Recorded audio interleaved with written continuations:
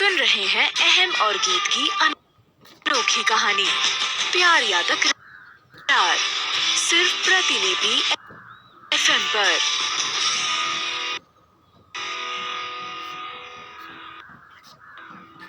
अहम के डर से डॉली तुरंत वहां से खिसक गई, लेकिन अहम वहां से नहीं जाने वाला था।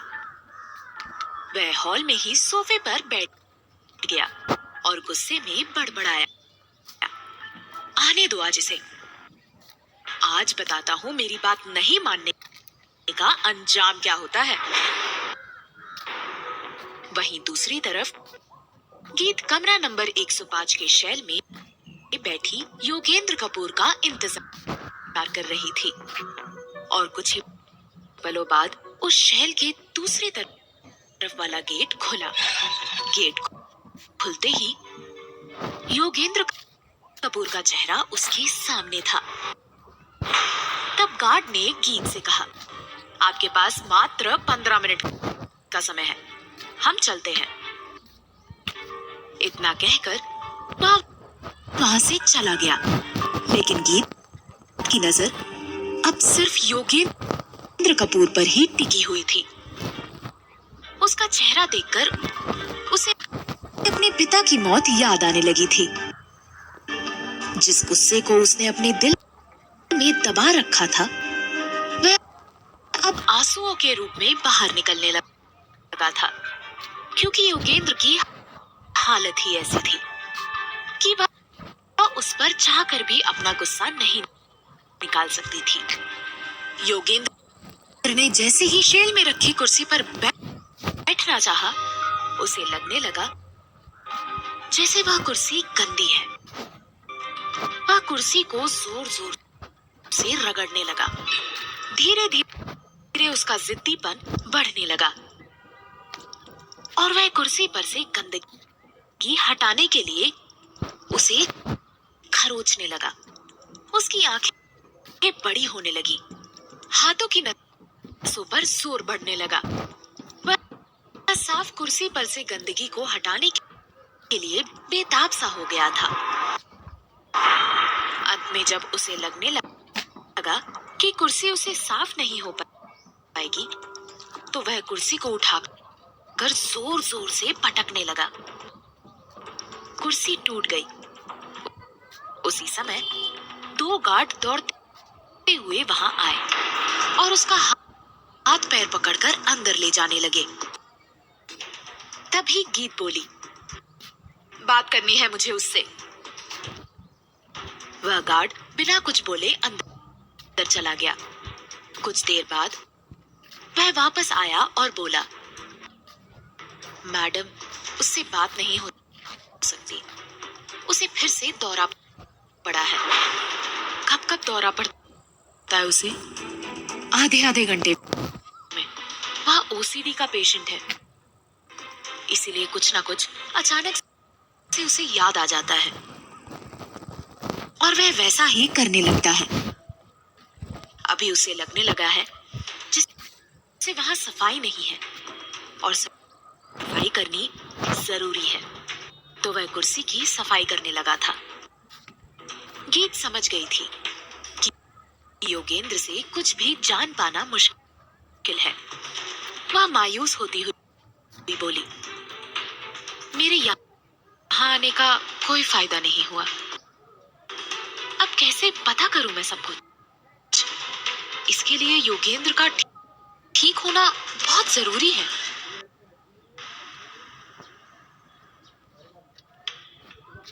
वह कुछ सोचती हुई खुद से बोली, यहाँ कोई डॉक्टर तो होगा जो इनका इलाज करता होगा। मुझे अब उन्हीं से पता करना होगा कि ये ठीक कैसे होंगे। वह वहां से सीधे असाइलम सेंटर के वार्डन के ऑफिस में पहुंची। वह उन्हें अपना इंडियन रेड क्रॉस का मेंबर कार्ड दिखाती हुई बोली, मैं रेड क्रॉस की तरफ से आई हूँ और यहाँ के किसी एक पेशेंट को गोद लेकर उसकी देखभाल करना चाहती हूँ।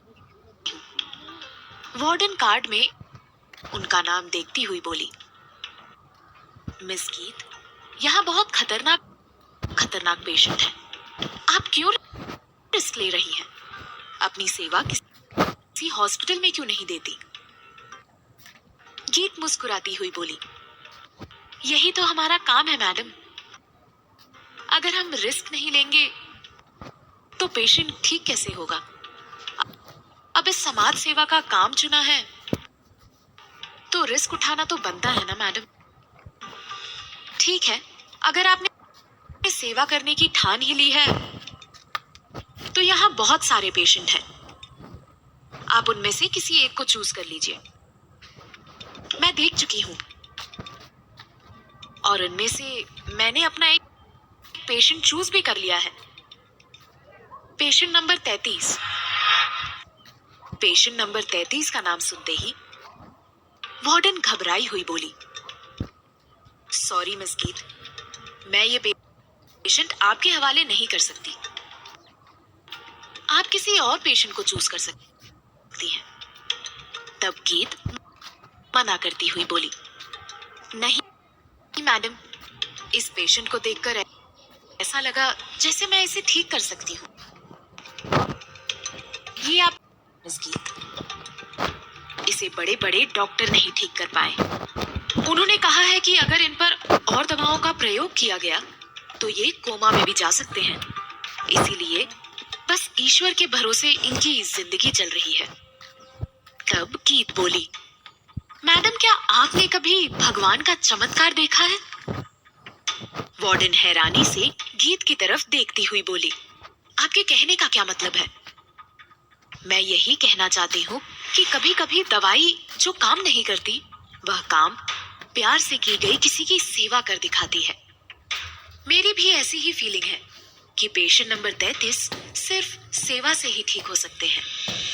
वार्डन बोली, फिर भी मिस गीत, मैं आपको इसकी अनुमति नहीं दे सकती। इसके पहले मुझे इनके परिवार वालों से अनुमति लेनी होगी। परिवार का नाम सुनते ही गीत बड़बड़ाई, नहीं, अगर अहम को पता चला तो वो मेरी जान ही ले लेगा। मैं ये वाला रिस्क नहीं ले सकती। अगर अभी अहम को पता चला तो सब गड़बड़ हो जाएगा। वार्डन बोली, आपने कुछ कहा? नहीं, कुछ नहीं, हम फिर कभी बात करते हैं, मुझे जरूरी काम से जाना होगा। इतना कहकर वह हड़बड़ाहट में वहां से बाहर निकल गई। उसके बाहर आते ही बंद हुई बारिश एक बार फिर से शुरू हो गई। अब वह अंदर भी नहीं जा सकती थी। ऑटो का वेट करते करते वह पूरी तरह से भीग गई। कुछ देर बाद ऑटो मिला और वह कपूर मैंशन पहुंच गई। उसने जैसे ही घर में प्रवेश किया, हॉल में ही अहम को बैठा देखकर चौंक गई। अहम ने एक नजर घड़ी की तरफ देखा और फिर कहा, तुम 4 घंटे से घर से बाहर थी, कहाँ गई थी? गीत ने भी हिम्मत करते हुए कहा, अपने घर गई थी। क्यों, अब वहां भी नहीं जा सकती मैं? क्या तुम्हें याद नहीं है कि कॉन्ट्रैक्ट में मैंने 2 घंटे ही बाहर रहने की कंडीशन रखी थी? उसके बाद तुम्हें मुझसे परमिशन लेना था। तुमने मुझसे परमिशन क्यों नहीं ली? क्योंकि तुमने कॉन्ट्रैक्ट में ये नहीं लिखा था कि बारिश के कारण देर होने पर परमिशन लेनी है या नहीं। देख नहीं रहे बाहर कितनी बारिश हो रही थी, कैसे आती मैं? इसका जवाब अहम के पास भी नहीं था। उसने उसकी आवाज सुनकर खुद से कहा, इसकी आवाज तो बिल्कुल असाइलम सेंटर वाली लड़की से मिल रही है। इसका मतलब है कि ये मुझसे झूठ कह रही है। यह जरूर वहीं गई थी। उसी समय अहम की नजर उसकी ड्रेस पर गई। ये देखते ही उसने मन ही मन कहा, नहीं, उस लड़की की ड्रेस बिल्कुल गीत से अलग थी। इसका मतलब है कि गीत वहां शायद नहीं गई थी।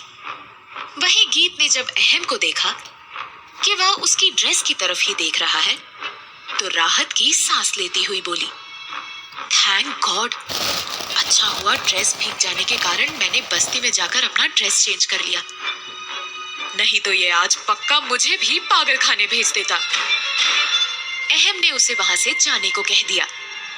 गीत भी तुरंत वहां से 2nd फ्लोर की तरफ बढ़ी, लेकिन अहम वहीं हॉल में सोफे पर पीठ रखकर लेट गया और खुद से बोला, मैं भी ना बेकार में गीत पर शक कर रहा हूं। शायद हमेशा इस पर शक करने के कारण ही आज भी वैसा लगा हो।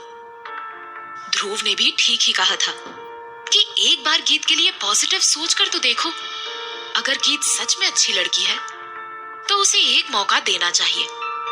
आखिर उसे भी तो साबित करने का मौका मिलना चाहिए कि मैं गलत हूँ। ये सोचते हुए उसने एक नजर गीत की तरफ देखा, जो दूसरी मंजिल की सीढ़ी चढ़ रही थी। उसके चेहरे पर हल्की मुस्कान तैराई। तभी गीत ने भी पलटकर अहम की तरफ देखा। अहम से नजरें मिलते ही वह झेप गई और अहम भी झेप सा गया।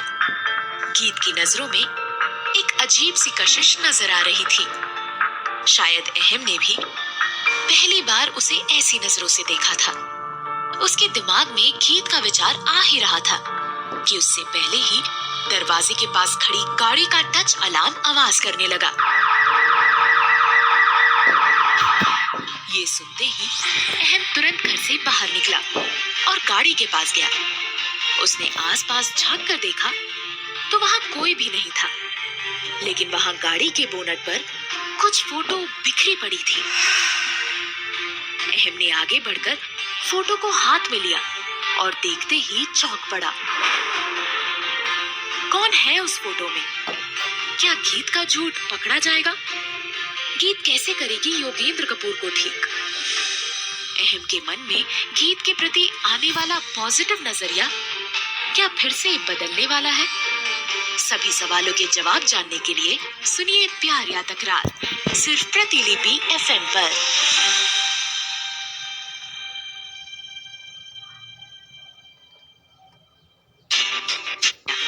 उसने आसपास झांक कर देखा तो वहां कोई भी नहीं था,